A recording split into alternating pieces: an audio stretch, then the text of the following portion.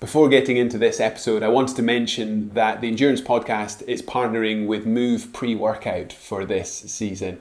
I'm delighted by this partnership because Move Pre-Workout is something that I've been using in training for the last year. Here's one of their tubs here.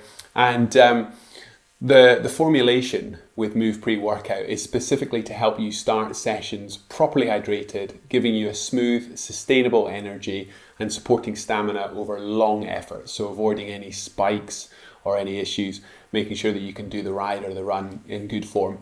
It's science-led, informed sports certified, and built to fuel performance without disrupting it.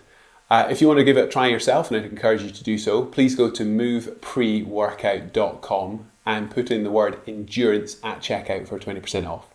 Well, welcome to the Endurance Podcast series. Whether you're watching this or listening to this, you're very, very welcome. We're filming this today at, I keep checking my mug, because Lovat Farm Cafe and Farm Shop. So we're just outside Inverness, just to the west of Inverness, just off the famous North Coast 500, of which we rode a part of yesterday. I'll introduce our guest in a second, but here with Martin Mansell. If you've been tuning into some of the other episode series so far, we've had a bunch of riders up in Scotland. A little bit different to the last time we were filming in Mallorca. A little bit colder. A bit parky, but I think you're enjoying your experience in the wilds. A little bit colder, equally as beautiful. Snow on the hills in the distance that we can see right behind me there. Covered up with fog as well now. Do you think the cold ride yesterday is in any way helping prep, or do you think is it all about physical prep, or is it actually just about a bit of suffering as well and getting cold on the bike? I think it's just about getting cold on the bike yesterday, wasn't it? Well, it wasn't getting cold on the bike. It was any time you'd stop for more than a minute or two, it'd really quickly kick in and start to shiver. Yeah. And then once you start shivering, it's a bit harder to get going again because you're on your bike shivering and trying to ride, but it wears back off and you quickly warm back up again. And it's always harder to drink on the bike when you're cold as well, and then you get dehydrated. To introduce another man who doesn't like getting cold on the bike, we've got Jack Carlin, and quite timely to bring you onto the podcast, Jack, because you announced your retirement within the last month, and reflecting on a pretty incredible career, which we'll come to. But it's such an amazing opportunity to invite you up here, get you out on the bike. You look like you were enjoying it at points yesterday, and to hopefully sit down and have a broader conversation about what it's been like, what you're up to now, and just what life looks like. But let's start with the ride yesterday. So the Ba Sportive route, the Ba Sportive route, taking on that mighty 2,000 foot climb. I mean, it couldn't be much more different from the life you're used to leading on a bike, right? Yeah, it was. Do you know, when you were talking about it beforehand, I was pretty apprehensive, and we got to the bottom of it. And you said, it starts off easy and it'll wind up. And Jenny was saying the same. She said the worst bit's actually before the switchbacks. But obviously you think it's going to be the switchbacks. And we turned that corner and I saw it and I went, that's going to be pretty hellish. But to be fair, I think it was, when I got to round the corner and it started kind of getting a little bit more steep, I thought I'll just knuckle down and get up the hill. And then obviously we stopped just before to get the kind of drone footage stuff, didn't we? And that's when the hurt kicked in. It was the same thing. You get cold, don't you? Very quickly. But no, I think that's probably it's definitely the longest climb I've climbed for a long time. Probably one of the longer rides I've done for a while. But yeah, I don't think we could have had a better day. I know what you're saying, obviously, but you got to be fortunate at this time of the year. As much as it was cold, we got some amazing views at the top, which makes it all worth it. And then that descent down with those roads is phenomenal. Had a smile on my face all the way down. It was pretty special. And obviously, as a proud Scot, to share a part of Scotland you hadn't seen before on a bike, there's no better way, is there? On two wheels. No, I think so. I think you don't. When you drive and you do all these different routes, you probably just don't quite take it in the same way. Well, you definitely don't have the same amount of time to take it in. But standing at the top of that hill and looking over into the distance and watching almost like the rain in the distance as well, the rainbows, it was picturesque almost, and it definitely made it worthwhile getting a bit cold and a bit hot and sweaty going, getting up those hills. But yeah, I really enjoyed it. I did really enjoy it, and I think this part of Scotland that I haven't seen really much of, because there's no velodromes up this neck of the woods, was a delight. Well, I'm really delighted you accepted the invitation, and it's a conversation for Martin and myself. I mean, it's ironic that we're having the conversation under the title of endurance, because you are the opposite end of the scale, but hopefully we can learn something from you along the way. But let's maybe start with your career. A potted history of, I guess, what got you onto the bike, and the big milestones along the way. Yeah, I'll take you through a kind of brief history of it. So I was like many Western Scotland kids, grew up playing loads of different sports, but football was kind of the main focus. I think every kid's dream, well, my dream was to be a professional footballer. I think it's majority of kids at that age. And played with a few injuries. I had chocolate ankles almost. They constantly broke, just through being probably a bit of a loudmouth on a football pitch. And one thing led to another. I got told that I had two options when one of my ankles broke. It was swimming or cycling. Get yourself back to a level of fitness, get the rehab done, and we'll see whether or not you can get back to playing football. And cycling, I chose to go down the route of, got out in the mountain bike, which is what I started in. And it just kind of kicked off from there. I really enjoyed it. I loved the sense of community. It opened different people from the east coast to the north of Scotland to even eventually, obviously, England, which is something that I never had growing up in the west of Scotland. It was very much just west of Scotland culture. And I took a real shine to it. Starting the mountain biking, was pretty rubbish at it, to be honest with you. Again, as we go back to yesterday, I don't do very well in the cold, which isn't very good when you're obviously in the midst of Scotland. Moved into a little bit of cyclocross. Again, cyclocross is a winter sport. Didn't bode well for me. And moved on to a little bit more road, because I always found myself being able to empty the tank quite quickly. Whether that, my dad thought it was laziness, but I generally I could give everything in a very short space of time, which led to the road. The road scene came and went once the velodrome opened up, which was a massive opportunity for myself. I did a little bit of track. I did Meadowbank before it got demolished. Again, Edinburgh, Scotland, you just don't know what kind of weather. You could almost get over there and within 10 minutes of arriving, the heavens opened. And Meadowbank, for those that don't. Sorry. Yeah, that's outside. An outdoor track, which I don't know what they were thinking. Yeah. So that quickly moved on from that, and then watched, as I started kind of progressing more into the road scene, that kind of incorporates a little bit of track as well. Especially over the winter, when you're trying to focus on gaining and keeping that kind of top end speed, etc., which what the track gives you, and then you can then move in and kind of hit the ground running in the road at the start of the season. Because I wasn't like you guys, I couldn't eat up the miles. It was more the kind of short, sharp crit racing that I enjoyed, because it had no hills. And one thing led to another. I started getting way more interested in the track. London 2012 came. Watching people like Sir Chris do his thing on the track, and that was kind of my first vivid memory of being really inspired to take up track cycling and put a lot more focus into it. Had watched Chris coming back in that Kieran final. It was just the elation you felt was almost like you won it with him, and that was the feeling I had with it. I was jumping up and down, celebrating, thinking I didn't even really follow it that much beforehand, and you're almost backing this person to achieve the success that he did. And then fast forward a little bit, obviously the velodrome opened under his name in Glasgow, which opened massive opportunity for people like myself who lived nearby. Got onto the Scotland squad for it. And then when 2014 Commonwealth Games came, I was sitting in the stands watching, and that was when it clicked. That was when I said, this is what I want to achieve, and I want to be on that other side. I want people screaming my name. I want people cheering for me. I want that moment in the spotlight, and I'm going to do everything I can to get there. So that was really when the journey fully kicked off, and full commitment went into track cycling. And the rest is kind of history. Moved on to GB at 18, moved down to Manchester, and yeah, it's been a decade career of 2 Olympics, Commonwealth Games, World Championships, European Championships, and a few medals along the way. So it was an amazing life that you get to live in, a very fortunate life, and I'm so proud of being able to take that step and travel the world and see so many places, as well as obviously getting to compete and live that 2014 Jack's dream of being a Commonwealth and athlete and an Olympian.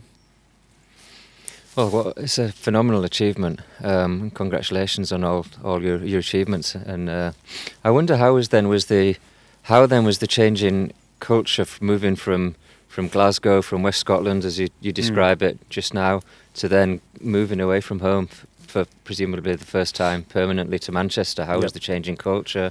How were the friendships? How was it being part of Team GB in a big city in England compared to a big city in Scotland? Yeah, it's funny because obviously Scottish cycling is well known for a developmental kind of programme that is aiding young athletes and athletes such as Kyle, as you've had on the podcast, to achieve goals within Commonwealth Games, but also they're a feeder for Team GB and Great British Cycling Team. So the thing I had which was lucky, is the coach that I had in Scottish cycling ended up moving to GB to be my coach at GB as well. So I almost came through the pathway with him. In fact, he was the person that took me in through Glasgow Life, which was he worked in the velodrome, and almost through his whole kind of career and the trajectory he had, every stage I followed suit. So he would go from Glasgow Life to then Scottish cycling to then GB, and almost we transitioned together. So I knew what I was getting into. I had the opportunities. I was never on the kind of youth and junior squads. I came to the sport quite late, at 14, 15. That's when I started really taking the sport a bit more serious. And that kind of ideology he had instilled in me was almost the ideology that I had to take down with me anyway. That nothing's given and you have to work hard for it. And I think, well, when I first went down to Manchester, one of the first meetings we had when we sat down was basically getting told that we weren't needed, and it's that you got to earn your place here. And I think that stuck with me my whole career, that it's nothing is given, and everyone's there to achieve what they can achieve and be the best they can be, and you're going to have to fight for your position in the squad, and hopefully subsequently that means if you're good enough to represent GB, you're good enough to represent at the world stage. And that's the ideology that we had within the academy programme. So it was a massive change. Obviously I lived at home, and I went from living at home to living in a completely different country, with a group of boys who we were all training for the same thing and the same focus. So it was different, but it was a good change, and it was a change that I think I needed to make sure that I could then step into being independent in many different ways. And how do you go from that position where you first got there, you describe as not being needed, to being one of the core parts of the team? Is it purely based on getting out there and smashing it the hardest every day, or are there other aspects like your personality and how you fit in, or is it just purely smashing it and winning every single time trial? Or Yeah, that's a good question. It's a mixture of both. I think you have to have the ability to work well in a team. You have to have the ability to be friendly, be charismatic, also bring in the people that you feel that are going to benefit you within the team, from psychologists to coaches to nutritionists, whatever that is. You have to work well with them. But on the other side of it, you have to work bloody hard. You have to give 100%. And again, when we're talking obviously about retirement, you can win or lose races by thousandth of a second even. And we knew that. We knew our sport is so, you can win or lose by such small margins, that every day is important and every day is 100%. And now, don't get me wrong, That doesn't mean that you are 100% every day, but it's 100% of what you can give that day. And I think people make that mistake of going, oh, you have to give 100%, but if that day might only be that you can give 40%, but if that 40% is everything you can give on that day, then you're still ticking that box. There's some days that you can turn up, and you'll know that from what you've done. There's days that you just have to act like a robot, and you just have to come in and you have to do what you're told and tick the box. And sometimes you don't even think about the data or the times or etc. You just have to come in and go, I feel rubbish. Nothing is feeling good. My whole body feels like it's screaming, asking for rest or food or whatever that is. But actually, I just need to turn up. And turning up can be 100% sometimes. That's I really want to pause on that, because that's such an unlock for people. People always talk about sort of a positive mindset, and I always question that and say, well, guess what? When you're doing things, because what you did was endurance, because it takes years and years and years. Mm-hmm. So it's not what you do on the track in a moment in time, but it's what you've done for months and years in the build up to that. That is endurance. And the positive mindset bit for me slightly puts a rosy tinted gloss on the good days, the bad days, the psychological roller coaster of what it takes to be pushing yourself in anything. It doesn't need to be sport. And so I always talk about a performance mindset rather than the positive mindset, because that idea, and you said about being the robot, of turning up and doing what's necessary when nobody's watching, when you don't get the glory for it and you don't feel like it, those days almost count for double, because you've done the hard bit. Anyone can do it when you're feeling great, when you're well rested, and the mischief I always got as an athlete was that ability to go, the ability to suffer well, to have a wry smile, to have some dark humour, to be able to put the miles in. But I've never heard it described like the way you just did. You don't need to be living life at 100 miles an hour and thinking that you are brilliant every day and it's a positive mindset kind of thing, because that's not. You need that element of kindness. You need that element of like reality. Life's a roller coaster, and the way you said it, like some days you can only do so much, but it's 100% of what you can give that day. I think that encourages people to be relevant. What you think, what you do, what you say matters, as opposed to today's not going well, I don't feel well, I'm just going to go back to bed. Just showing up. Yep. I mean, that's so simple, isn't it? I mean, but it's hard. I mean, to hear that from you, with the Olympic medals and the space that you've taken this to, I think such a simple thing for people to understand. Yeah, I think that's the beauty of sport. It is simple. Sport as a whole is a simple concept, in the sense of you don't have to be the best every day. As you say, there's probably days when you were doing your rides that you're going, I feel like I am the worst athlete I've ever been today.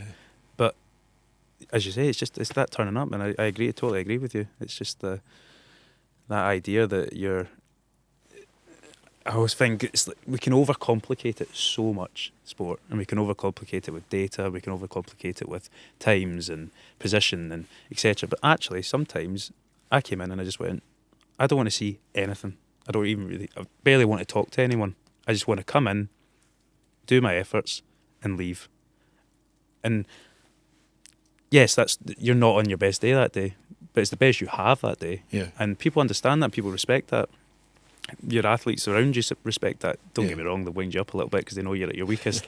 But that's what they have those days too. There's no one person in that building who, coach or athlete alike, who's coming in 100% every day, but it's making sure that you can give as much as you can on that day for the success.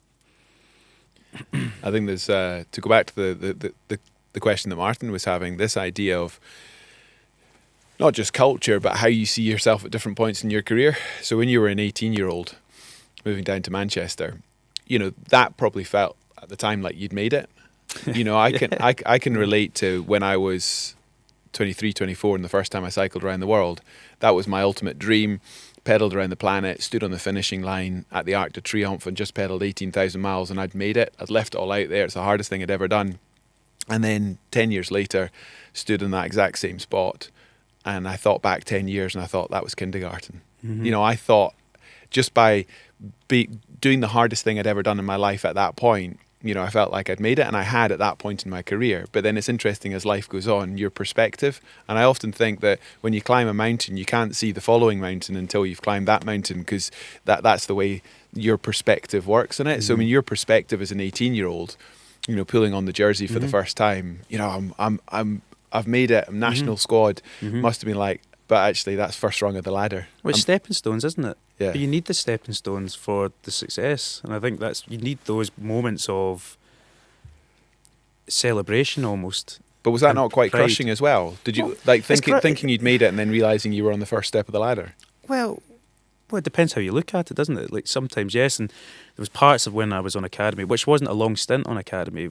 I was quite fortunate. I came on the year before the Olympics, so after the Olympics, you take a step. Well, I managed to take the step up into the podium quite quickly, which brings a completely different pressure and expectation. But there was days, as you say, there's days I remember first coming down and feeling really motivated every day and giving it my all, and then there was days that, and you won't mind me saying it, Ryan Owens, who I lived with, who is a really close friend of mine, who I went to Tokyo Olympics with, who was my P1 within the team, there was days that he was shouting me down for breakfast because he had made my breakfast for me because I just had nothing to give, and he was like, "Come on, mate, like, let's go, come on, I'll ride in with you," and if it wasn't for people like coming collectively understanding what our purpose was and our goal, because I was very fortunate when I moved on to the team and academy.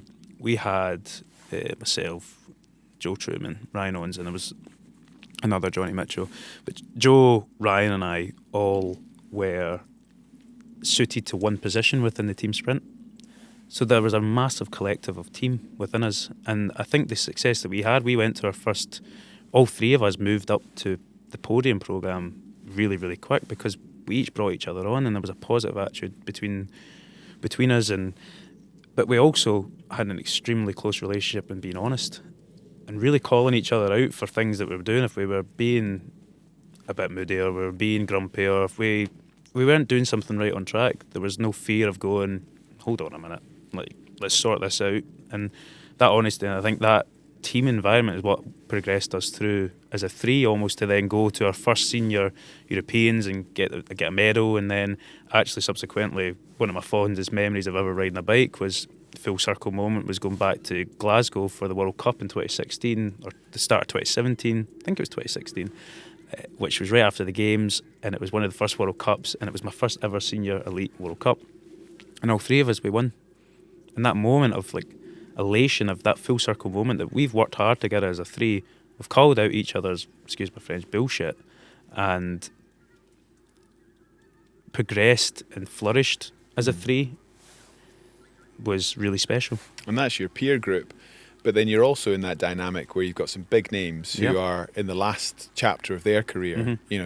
Jason Kenny, Hoy's just retired. You've got, the I guess Wigo as well was loads, around in that period. So you've got some huge names who have already had massive Olympic success.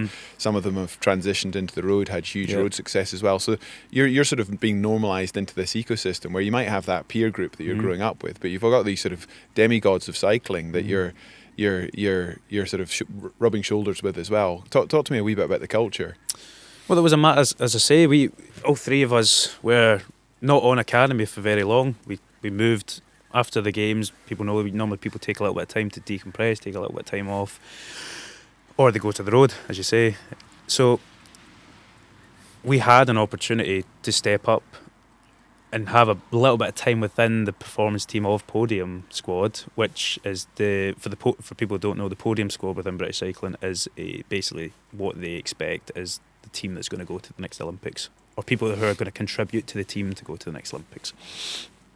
So we had an opportunity there for a few months to really settle ourselves into it. But then, as you say, the big names come back, and then a team of three of who were working cohesively and being really supportive and strong, then almost different dynamics come in, and it slowly starts to separate again, because people are fighting for positions, it went from a team to individuals trying to get into a team, and the whole dynamic changes. And during that, were there any low moments where you really questioned yourself and you maybe thought you weren't good enough or you couldn't do it? It can't have been all plain sailing the whole way. Is there anything that... Absolutely. I Can you talk through some of those? Yeah, every athlete goes through moments in their career that, well, every athlete goes through real lows, and I think that's, and we talked about it in the car up, I think athletes have big egos, and there's no doubt that athletes have big egos, and I think being an athlete, you almost have to have a little bit of that. You have to have that selfishness, you have to have that drive and that determination and almost blinkers to achieve the success that you want. Now, a good example of a low moment for me was the podium in Tokyo. So I had been in the squad now since 2015, and it was supposed to be 2020 Olympic Games, 2021 it ended up being because of COVID. Managed to achieve first medal in team sprint with Ryan at the time, which was great. It was an amazing moment to celebrate with him, and then obviously Jason Kenny. And everything was going well. I stepped up into the sprint. The moment there for the sprint was tough fought, but success came, got the bronze. And I wasn't expecting, I'd had individual medals beforehand, but I wasn't expecting when that step up happened to really step into that light and achieve that dream of mine, which was, as much as I wanted that team medal, I wanted the individual medal as well. And I remember getting it, and I remember standing on that podium, and I had it round my neck, and I was looking down at it, and there's actually a photo of me looking down at it, and I had the COVID mask on, and I remember I just started sobbing, and I couldn't control it, and I've never really shown emotion like that before. It's not something that I do. There's nothing wrong with it, but I think athletes, especially when you're fighting for positions, and as you say, that dynamic changes, you put a shield up, you put that little bit of, you'll give a lot, but there's always going to be a little bit that you hold back, just so that you don't show what you would deem weakness, but it's not weakness, but at the time that's what I thought it was. And was that basically the euphoria of the moment? Well, there you go. So this is the next thing. So this overwhelming emotion of every emotion under the sun. Now, so in that space, I've never felt so lonely and lost, because I made a massive mistake of thinking that my purpose was this medal, and I achieved that purpose, and then I was lost. What's my purpose? What's my goal? Who I am? And I almost felt, and I've said this to someone before, I felt like this lost boy looking for their mum in the supermarket when you just don't know who you are, where you are, and you don't know who to ask for help. And I remember coming off that podium and going straight to the BBC, and the BBC asked me, they said, "Oh, how do you feel? You must be so elated. Look, we're seeing this other side of you that we've not seen before, and you must be so happy." And they're putting all these words in your mouth, and I just was so perplexed by everything that was going on, and that I just said yes. I'm happy. I'm overjoyed. This moment is everything I've dreamed of, and it wasn't that moment. And that low point, that's probably the lowest point of my career, when it should have been the best, because I didn't know who I was, and that took a long time. And that's 3 years between Tokyo 2021 and 2024 Paris. I had to build who was I, and who do I need in my side, and who's my team, and those pillars. And I spoke to Ailey about this yesterday in the ride, and we were talking about the pillars of support. And actually, all that is Olympics for me was a goal. It was a huge goal, but it was a goal. It wasn't a purpose, because purpose is other things. Purpose should be your friends and family, or whatever it is for whoever it is. These pillars of support, and you need them, because when things go wrong, or things go sometimes even worse than things go right, it's trying to figure out and chart your path. But if you have those pillars, you can always rely on them. So that low point, I needed for it to happen, because I think if I didn't have that, Paris wouldn't have been a success, because of all the things that happened in the build up to Paris for me. And that is, and I owe a lot to people within British cycling who helped me build them, but also the friends and family who, as a sports person, you put on hold, you put them to the side a little bit for this goal, but they were always there for support, and they were always there, and they always had the belief, even when sometimes, as you say, mine faltered. And so that concept, because I've not heard it articulated in that way before, that difference between a goal and a purpose, because some people might think, well, those are synonymous. It's the same thing. You know, I am that person. I am an Ironman. I am an entrepreneur. That is the thing I'm working towards.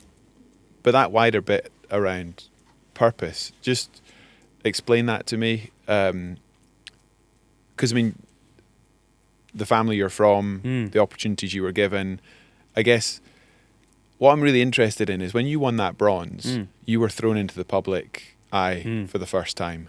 And it's always interesting, that void that exists between how you see yourself and how the world sees you, especially when you've got a camera in your face and going, how do you feel? What are you going to do next?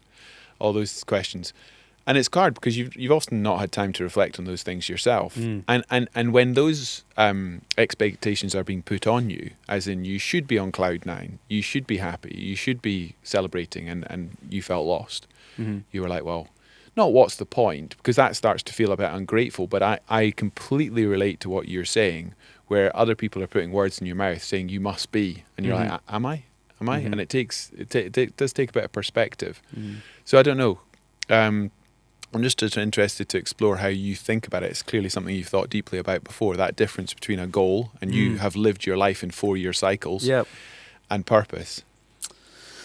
So I went away after Tokyo, and I didn't, because it was a 3-year cycle to the next games because of COVID, we didn't have the opportunity to what we call a decompression period, a time that we can take ourselves away, not be the athlete, not be Jack the cyclist for that one moment in your life, which is what you crave almost by that end point. And you'll know that it's the switching off for just even a couple of weeks. And yes, I managed to have that, but not probably the amount of time that I should have taken, because obviously the Commonwealth Game, it's almost that next thing. It's what you say. It's that you put all these words in your mouth, and then it's also the next question after that is, what's next?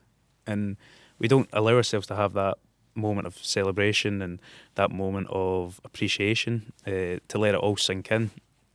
And yeah, I went away and had a bit of a holiday, etc. And life changed a little bit. Moved around, moved back to Glasgow in 2022 for a little period of time, and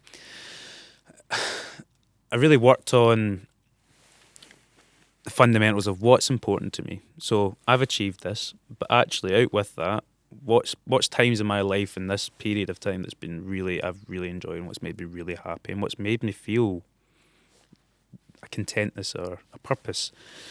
And that is things like we had a party for the Olympics after 2021, and it's one of my fondest memories of just seeing all my friends and family, and my dad's friends and family, my mum's friends and family, everyone just up dancing and throwing the medals around. They're absolutely some nick, those Tokyo medals. But for those that are not Scottish, for some nick, sorry, apologies. It means you don't have them in a glass mantelpiece. They look like they've been chewed up and spat out, put it that way. But that's memories of different things that have happened, and all, even like the Paris ones, they're the same, but they're tarnished, and it's because all these kids and adults alike who are holding them with sweaty palms, and they're getting all messed up because they want to hold them and they want to see them, they want to speak to you about them, and that's the beauty of these medals. That's what they're there to be. That's, in my opinion, what those medals are there for. It's to show them to people and have those meaningful conversations. So yeah, I went away after Tokyo and had all these, and it wasn't an easy thing. It wasn't a quick, like, I went like that, oh, that's my purpose. This almost until probably in the last year or so. It's taken a while for that to come. And so I came down and I started thinking, and I thought, well, what's my pillars? My pillars are the friends and family. People that I've always been there in my corner, always believed in me, always kept me grounded, which is really important as an athlete. Through the highs and the lows, they remind you of who you are, and you're not just that person that rides a bike, you're still a human being. And then it's then taking that step back and going, okay, I've got some pillars of support here, I've got other things going on in my life, I've got other hobbies now, and now the next thing is, what's the goal? So for me, was taking that step back and going, well, the goal for me next is Olympic success in Paris. That's the next goal for me. And that's what we set out to achieve. So I went back in and I said, listen, I'm a bit more fresh-minded. And it didn't go all the way to plan, because we had to go to Derby for a period of time through the renovation of Manchester Velodrome. And at that point, that's when I took myself back to Glasgow. And I think that's really where I had the opportunity to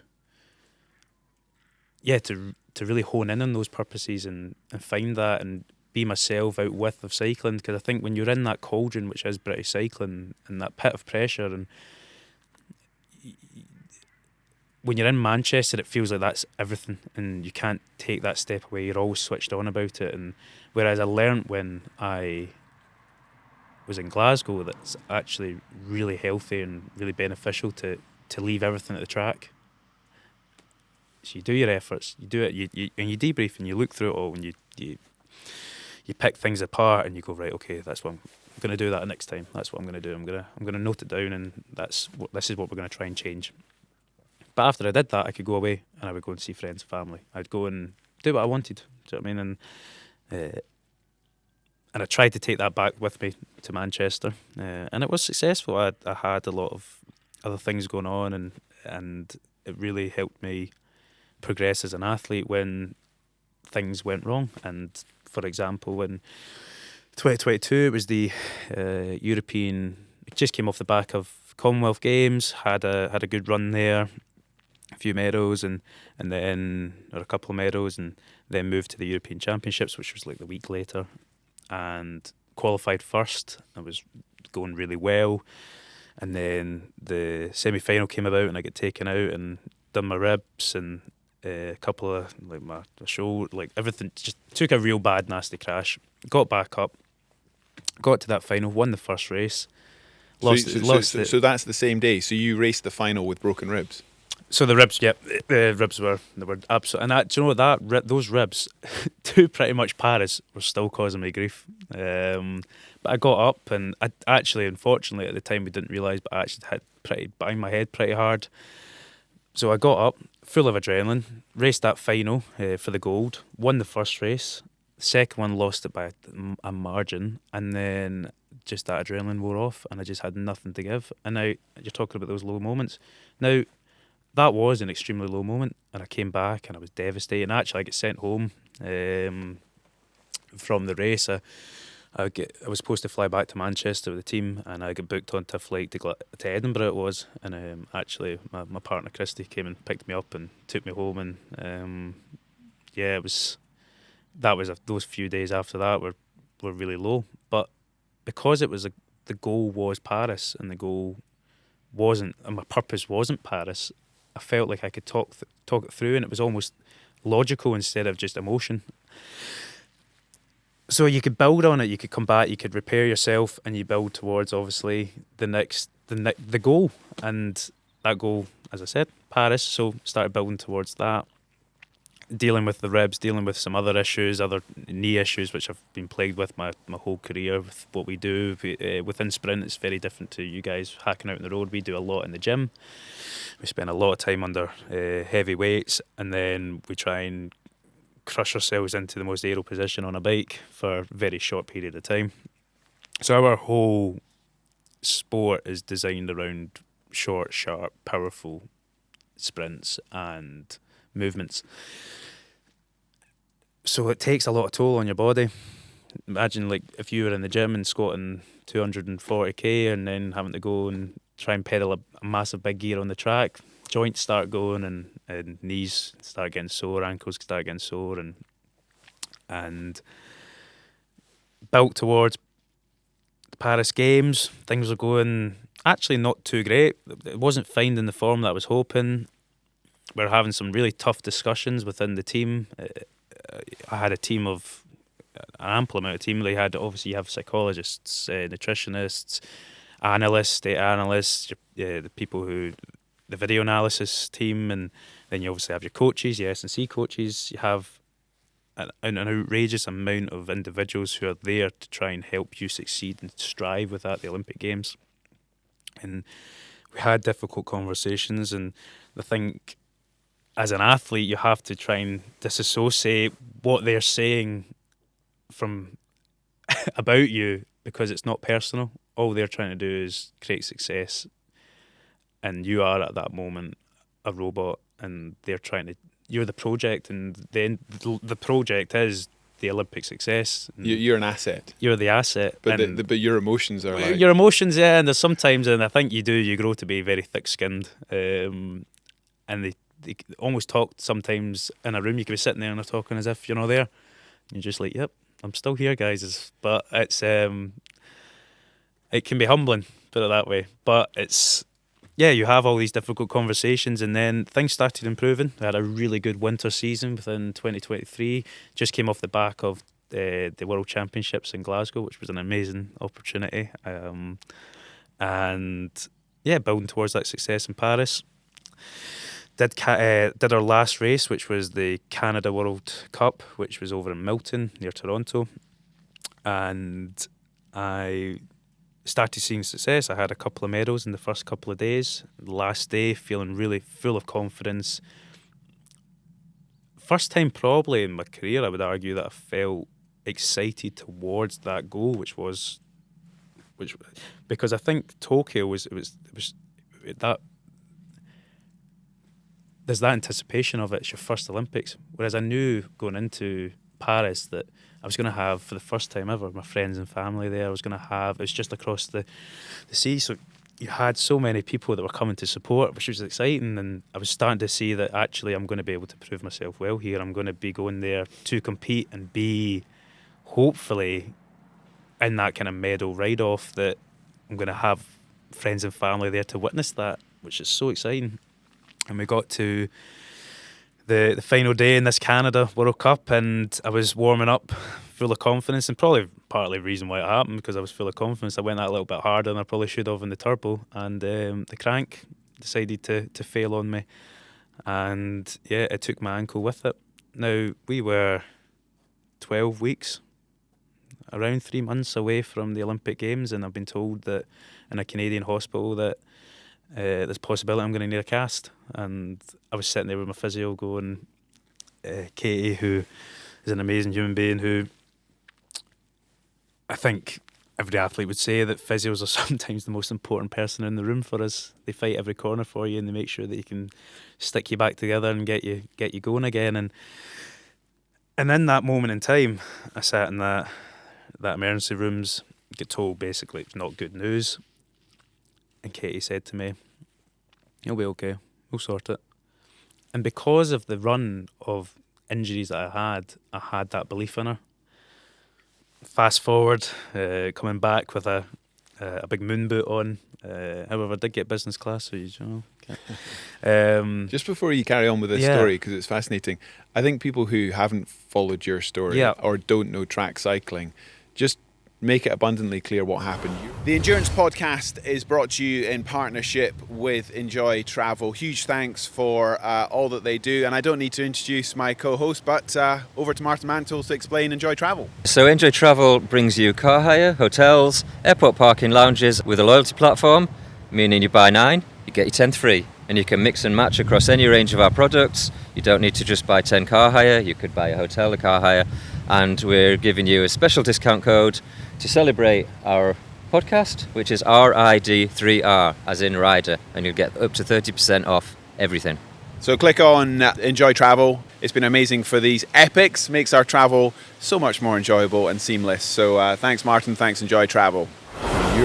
You're on a warm-up. So you're on the turbos. So I'm on the turbo. You flippantly sort of just said you broke the bike, you broke your ankle, but I mean that's quite extraordinary as to what you were doing at that point and the amount of power you were putting through the bike. So just break that down. So we use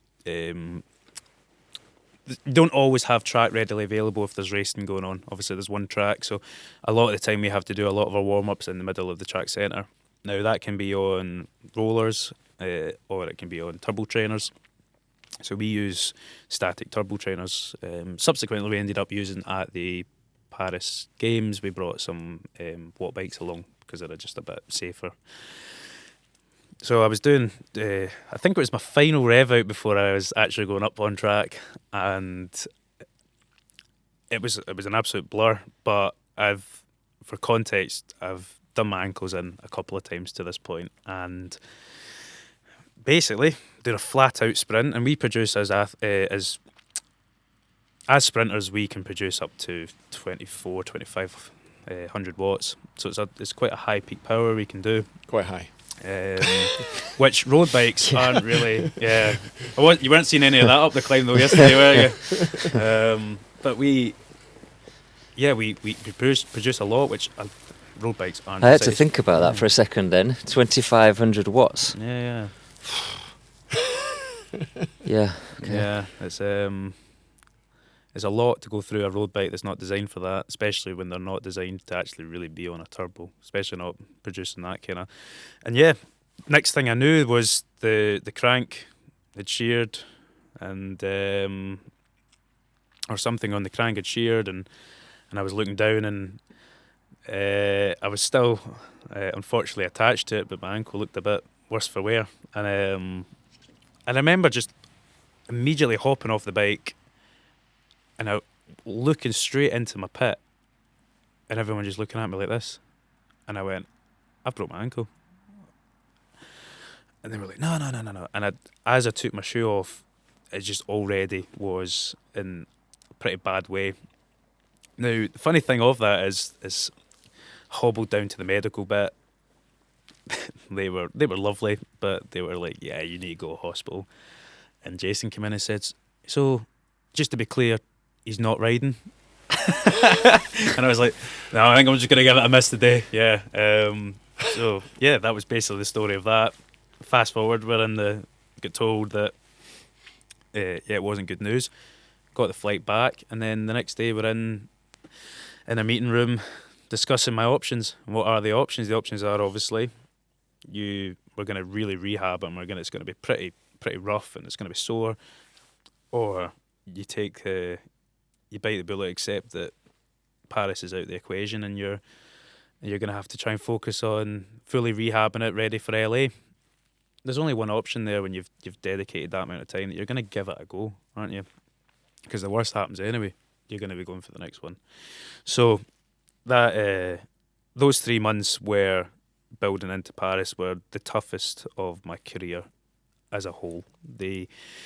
Physically and mentally. Physically, I was in the physio room before every session, whether that was gym or track, and after was in the physio room again, and getting, for example, 2 or 3 days after, I've got videos of it where my whole foot's black and blue, and they're massaging the ankle to try and push the swelling down so they can start to try and get it moving again, so that I can then start getting it strapped up to go back into the gym to make sure that I'm not losing muscle mass, keeping that strength in.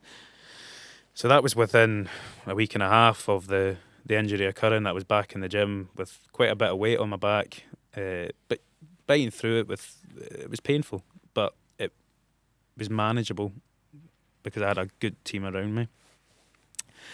And then fast forward 3.5 weeks, I was back on the bike with two and a bit months to go, or 2 months to go, with a lot of strapping around my ankle and trying to give every effort a go and get myself back to what I was hoping was obviously a level where I could compete for a medal at the games.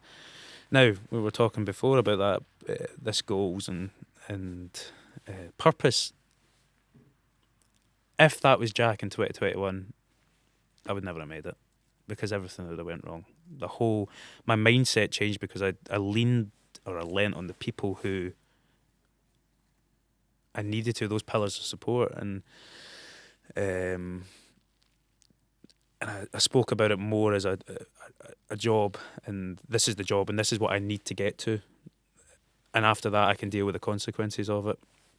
And we got to Paris, and the week before we were at the holding camp in Newport, and I still had the strapper on, and it was still painful. I was still I was still in quite a bit of discomfort every night. It was almost, when you went to bed, it was that ache that just never seemed to go away, and you would lose sleep over it. and throughout that whole process, you're still having to rehab whilst trying to peak and freshen up for this one moment. And I just wasn't finding the form. Things weren't going well. And then, I basically went to my physios and I said, let's take the strapping off. Let's give it a go because I'm not finding it. And we took the strapping off, and the first couple, I don't know if either of you ever broke a leg or the first couple of times you take the strapping off, it feels really wonky. It feels like you're that part of your body's attached to someone else, and the first couple of sessions I was a bit, this is not going the way I hoped, and it was painful. And then suddenly my form started to find, and we got to Paris. And the rest was kind of history after that. But it was those 3 months where, they were a really tough time in my career, and it gave the mental energy that was given to those 3 months is partly the reason why I've decided that I can't do it again. So, Paris, Mm-hmm. There was a particularly bad accident on the track involving you and 2 others, I believe, Mm-hmm. one Japanese. Yeah. Can you? What happened there? Yeah, so I think it summed up that kind of last couple of years, to be fair, of my career. So we things went really well. We actually ended up getting a better result than we hoped in the team sprint. I went again, we're talking about changes of dynamic. I went from being the youngest only person in the team who hadn't been to an Olympic Games in Tokyo to the oldest and the only person who had been to an Olympic Games in Paris. And things went really well. We stepped up. We rode 3 clinically amazing rides and technically great on track rides that achieved that silver medal for us against the Dutch, who anyone that follows track cycling knows that they are unstoppable at the moment, and they have been for a period of time now. The sprint was a really hard fought 3 days, and probably the first time in my career that I've really rode purely on emotion, and I think that's because of the journey into it. Then Kieran going fantastically well. If anything, I felt like I was riding into the week as everyone else started feeling like they were slowing down a little bit, and the fatigue was coming and the mental strain was coming. I felt better and better each day, and I got to the Kieran final after winning all the rides beforehand, and I got the jump wrong. It was my own fault. I was in probably the wrong position in the wrong place, and 2 people came crashing down in front of me, and I went with them and ended up doing the pelvis in, which wasn't ideal, especially considering that was the last day of the games when you want to go and enjoy yourself and see friends and family, and then take that well-deserved break afterwards. But it's part and parcel of racing. I think that when you're a sprinter especially, we sign up, we are speeds that are around 80 kilometres an hour. We race at quite a pace, and normally quite aggressively as well, and it's part and parcel of it, and I couldn't do anything about it. It's not, crashing's part of the sport. Spectators sometimes love it as well. It's not great when you're the one that they're loving it about, but it's it was, that took a long time to get over. And again, we're talking about all these different things that have led to this, what people have deemed early retirement, but it's been a long time coming, and it was a long process and a lot of thought went into it that to actually come to this realisation that actually, and we're talking about perspective, we're talking about all these different emotions, and that perspective, I think people ask me, they go, "Oh, Jack, you didn't get that gold. What about that gold?" And I gave everything to that, especially those 3 months, everything to that sport. It couldn't have given anything more to it, but you give your whole life to it. You give every thought when you're in that track is about being the best you can be. And that, again, we go back to that Tokyo 21 Jack, and I think he would have been upset that he didn't get that, but Paris 2024 Jack was, not at the time, but afterwards, looking back now, what I did there and what I achieved and what I overcame, I couldn't be more proud of myself for. And I think that moment is what has really shaped my decisions to stop, but also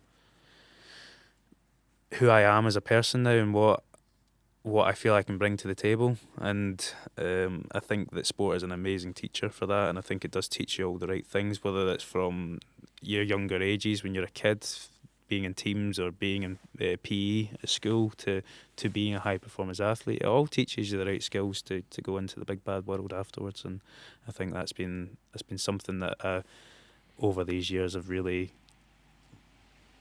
felt like I'm now prepared for. Do you have some ideas where you'd like to go with your career next? I know you don't know for definite, but do you have some ideas? I think sports really taught me obviously resilience, but it's built up. I think I'm a great communicator. I think I really enjoy building relationships, and I think what I was really good at was getting the best out of people around me, getting the best out of the team that were working almost for me to get me to that games, but also my teammates around me to try and get the best out of them so that we can all strive to success. So I think I want to harness those skills. I want to use these skills of and move them into whatever that next thing might be. I love the fact that you answered Martin's question not with I'm going to do this job, but you focused on the bits that you're good at. Yeah. People are very bad at saying what they're good at. Maybe it's a humility, or a worry about getting it wrong. But your answer was, I'm great at this. Mm-hmm. I know I'm good at that. This is what I enjoy, and that's an incredible strength. And maybe that does come from sport, because that ability just to say, this is what makes me feel alive. This is what I'm good at. This is where I get that response from people. So that skill set around communication, hard work, process, everything you've learned as an athlete, clearly you can take that into a whole bunch of things. It doesn't need to be the specific of the industry you might go into or the job that you would do, but it's almost the bits that don't sit on the CV. Mm-hmm. You can say the things that you've learned in the classes you've been in, but actually the softer skills that often get dismissed, that's your superpower, isn't it? Mm-hmm. That's the bit that sets you apart. That's what makes Jack who he is. And whether you show up as a cyclist or whether you show up as anything else in life, a partner, somebody in the community, an educator, whatever that might look like, it's the skill sets as opposed to the way that you show up. Before we do sort of close off that conversation, I just want to go back to maybe the geeky aspects of actually going incredibly fast on the track.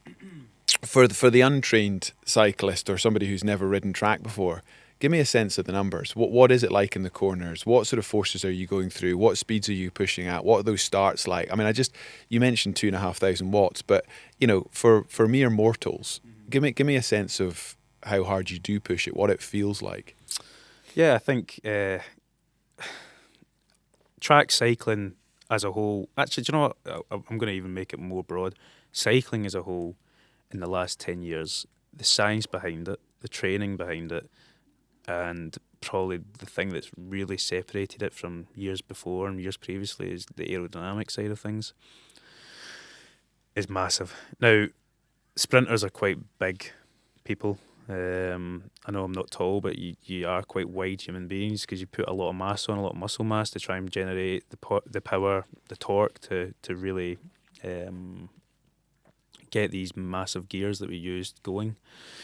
Because trying to get to the speed of around 80 kilometres an hour it's not easy. So that's 50 miles an hour? Yeah, 50 miles an hour. And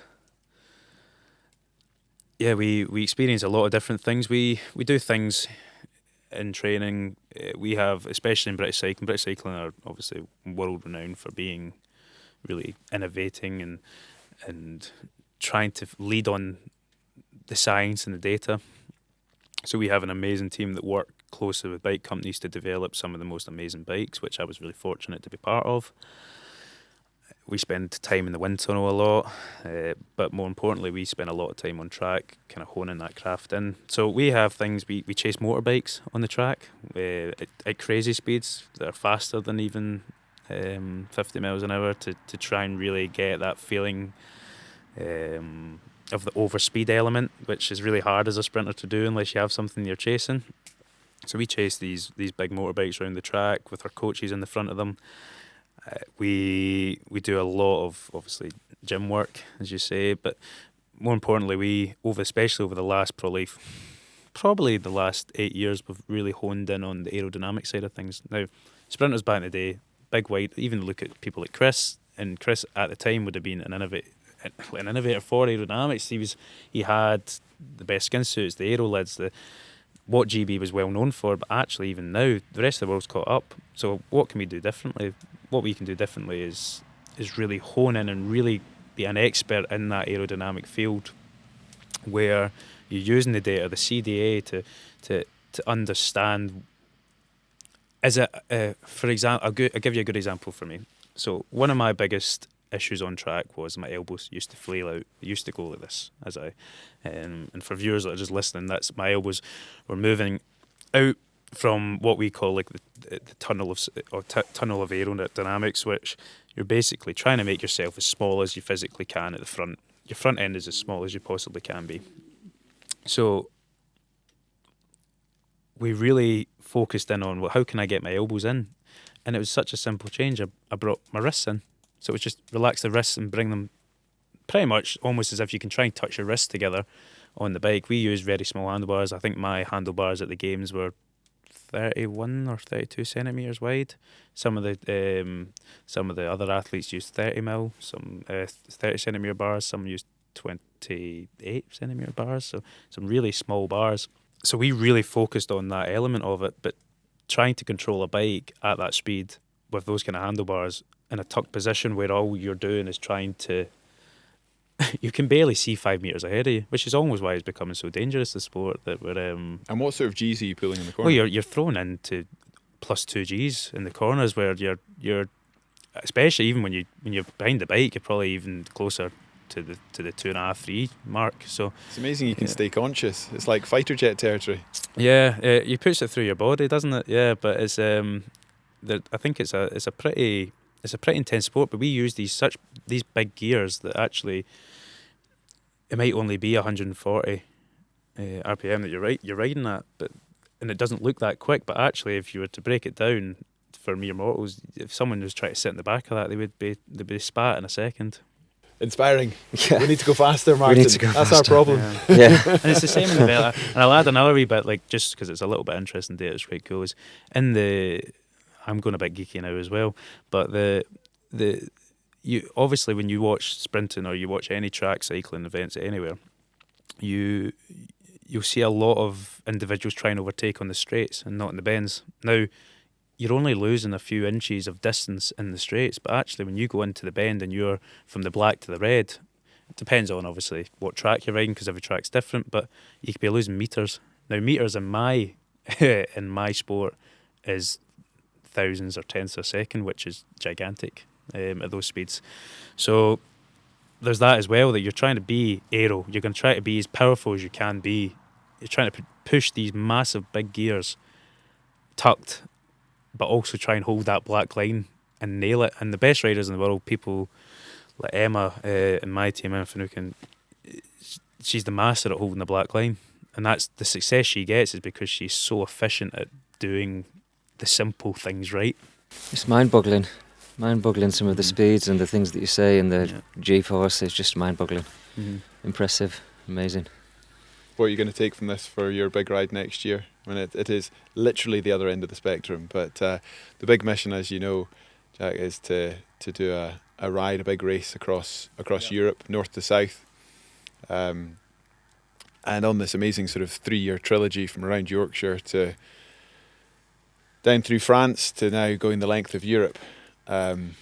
It's been fascinating, obviously, across the Endurance podcast series, chatting to people with such different backgrounds, community builders, sports scientists, athletes like yourselves.